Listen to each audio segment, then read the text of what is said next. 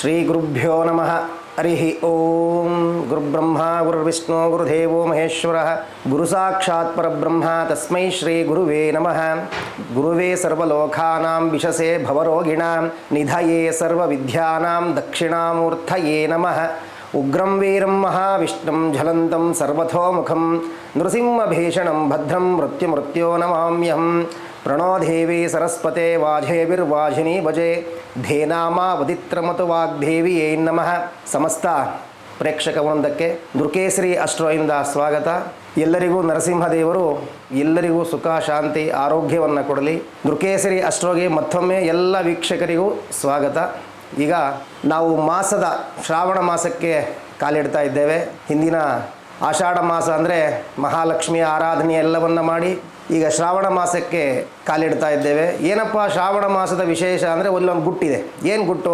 ಶ್ರಾವಣ ಮಾಸ ಅಂದರೆ ಎಲ್ಲರೂ ಏನು ಅಂದ್ಕೊಂಡಿದ್ದಾರೆ, ಮಹಾವಿಷ್ಣುವಿನ ಆರಾಧನೆಯನ್ನು ಮಾಡ್ತೇವೆ ಅಂತೆ. ಆದರೆ ಸಮುದ್ರ ಮಂಥನ ಕಾಲದಲ್ಲಿ ಬಂದಂಥ ಆಲಾಹಲವನ್ನು ಅಂದರೆ ವಿಷವನ್ನು ಕುಡಿದಂಥ ಮಾಸ ಶ್ರಾವಣ ಮಾಸ ಪರಮೇಶ್ವರರು. ಹಾಗಾಗಿ ಈ ಶ್ರಾವಣ ಮಾಸ ಸೋಮವಾರನೇ ಶುರುವಾಗಿದೆ ಈ ವರ್ಷ.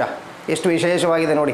ಎಲ್ಲರೂ ಈ ಶ್ರಾವಣ ಮಾಸದಲ್ಲಿ ಶನಿವಾರ ವಿಷ್ಣುವಿನ ಆರಾಧನೆ, ಸೋಮವಾರ ಮಹಾಶಿವನನ್ನು ಆರಾಧನೆ ಮಾಡಿದರೆ ಎಲ್ಲರಿಗೂ ಭಗವಂತ ಶಿವನ ಕೃಪೆಯಿಂದ ಒಳ್ಳೆಯದಾಗತ್ತೆ. ಬಿಲ್ವಪತ್ರೆಯನ್ನು ಸಮರ್ಪಣೆ ಮಾಡ್ತಕ್ಕಂಥದ್ದು, ಭಸ್ಮಾಧಾರಣೆಯನ್ನು ಮಾಡ್ತಕ್ಕಂಥದ್ದು ಕೂಡ ಈ ಮಾಸದಲ್ಲಿ ಸೋಮವಾರ ಶಿವನ ಪೂಜೆ ಮಾಡೋದರಿಂದ ಬಹಳ ವಿಶೇಷವಾದಂಥ ಫಲಗಳನ್ನು ಕೊಡ್ತವೆ. ಈ ಮಾಸದಲ್ಲಿ ಕೃಷ್ಣ ಜನ್ಮಾಷ್ಟಮಿ ಅಂದರೆ ಮಹಾವಿಷ್ಣು ಮಹಾಭಾರತ ದ್ವಾಪರಾಯುಗದಲ್ಲಿ ಜನ್ಮ ತಾಳಿದಂಥ ಮಾಸ ಕೂಡ ಇದೇ ಶ್ರಾವಣ ಮಾಸದಲ್ಲೇ. ಅದಕ್ಕಾಗಿ ವಿಶೇಷವಾಗಿ ಶ್ರಾವಣ ಮಾಸವನ್ನು ವಿಷ್ಣುವಿಗೆ ಮತ್ತು ಶಿವಾರಾಧನೆಯನ್ನು ವಿಷ್ಣುವಿನ ಆರಾಧನೆಯನ್ನು ಮಾಡಿದ್ರೆ ಎಲ್ಲರಿಗೂ ಸೌಭಾಗ್ಯವನ್ನು ಕೊಡ್ತಾರೆ. ಈ ಆಗಸ್ಟ್ ಅಂದರೆ ಈ ಶ್ರಾವಣ ಮಾಸದಲ್ಲೇ ಅಮರನಾಥ ಯಾತ್ರೆ ಕೂಡ ಅಂದರೆ ಜ್ಯೋತಿರ್ಲಿಂಗ ಹಿಮದ ಲಿಂಗ ಅಂದರೆ ಆ ಭಗವಂತ ಹಿಮಾಲಯದಲ್ಲಿ ಹಿಮದ ರೂಪದಾಗಿ ಕಾಣಿಸ್ತಕ್ಕಂಥದ್ದು ಕೂಡ ಇದೇ ಶ್ರಾವಣ ಮಾಸದಲ್ಲಿ. ಹಾಗಾಗಿ ಎಲ್ಲ ಪ್ರೇಕ್ಷಕರಿಗೆ ಶ್ರಾವಣ ಮಾಸದ ಶುಭ ಆಗಲಿ.